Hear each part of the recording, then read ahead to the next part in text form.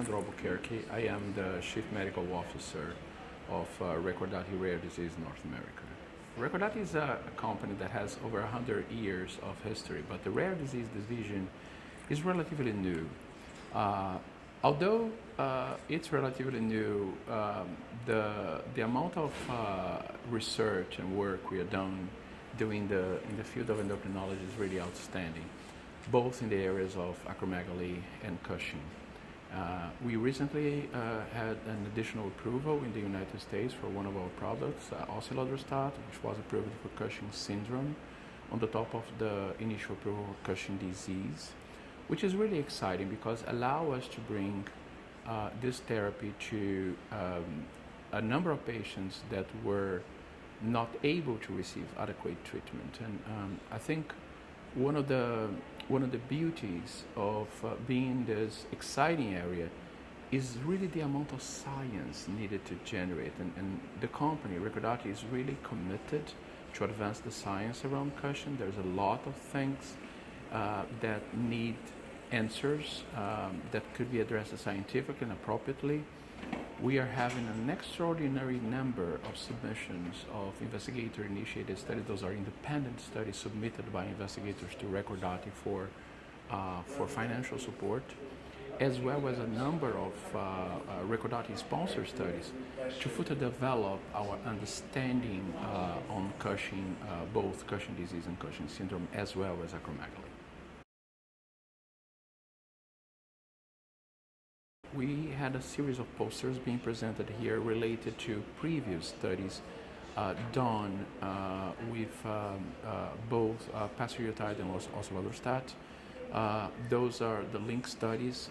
The link studies, one of them that we presented here was focused on the safety of osilodrostat and is really outstanding. I would highlight two things that are coming up in all these studies. One is the efficacy of this molecule.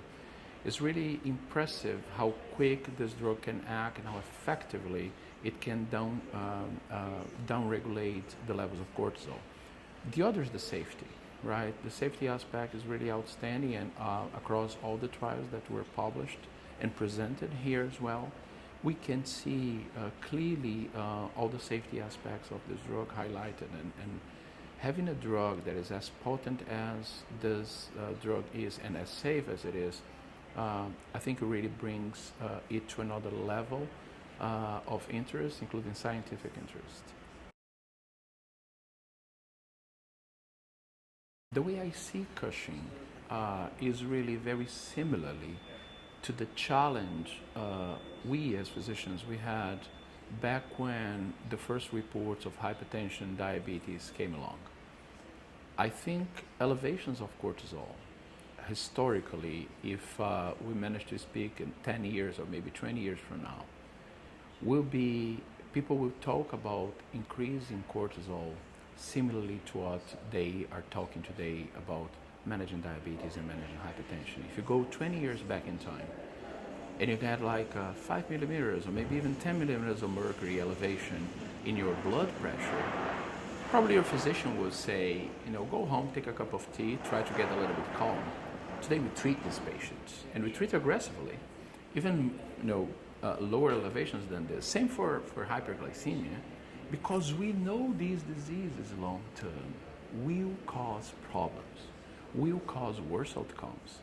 People will develop a tremendous amount of complications due to elevations of blood pressure or to elevations of cholesterol or to elevations of the glycemic levels.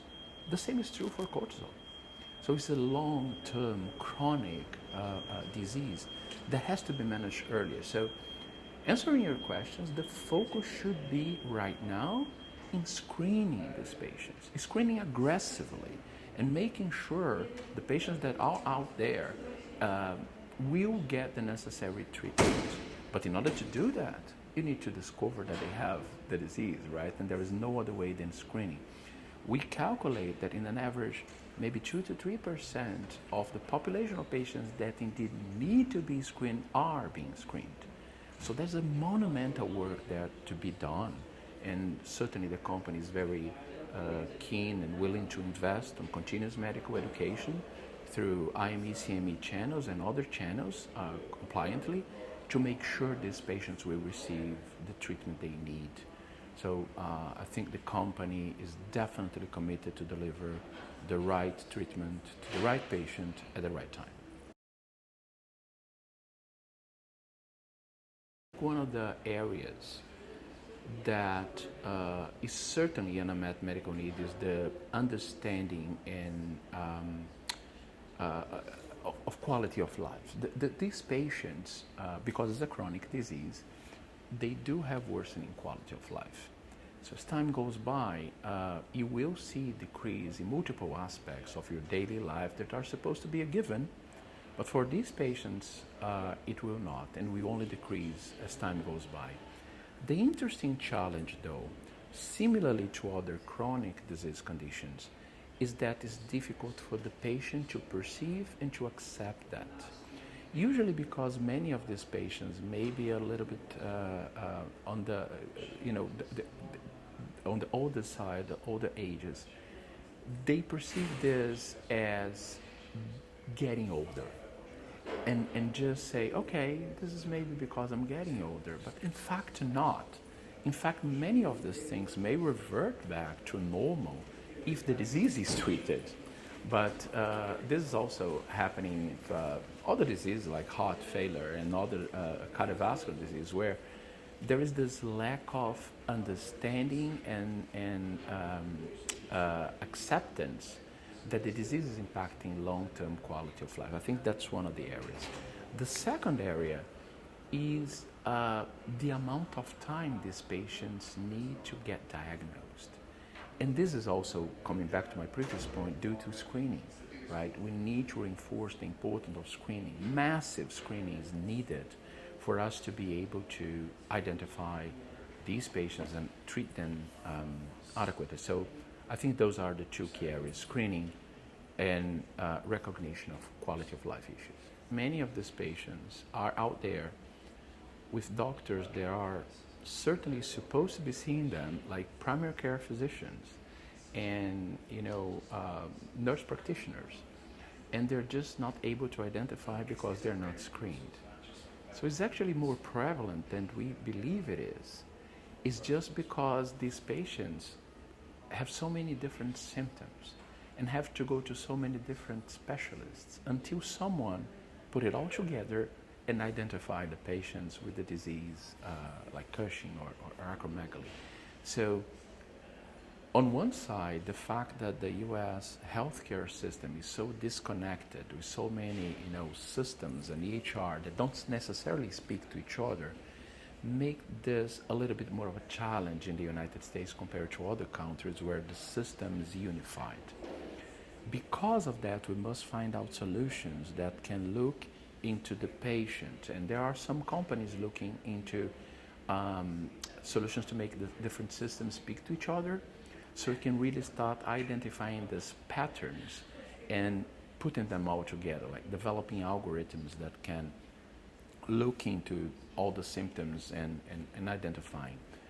I would say that it is a challenge, no doubt about it, but I would recommend to the PCPs and the nurse practitioners to try to get more familiarized, at least with the quality of life issues and the long-term worsening outcomes associated with elevated cortisol. That will be a start.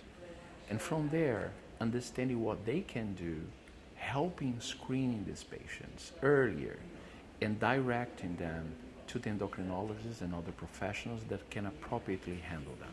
One of our commitments is always listening to the voice of the patient in a compliant way.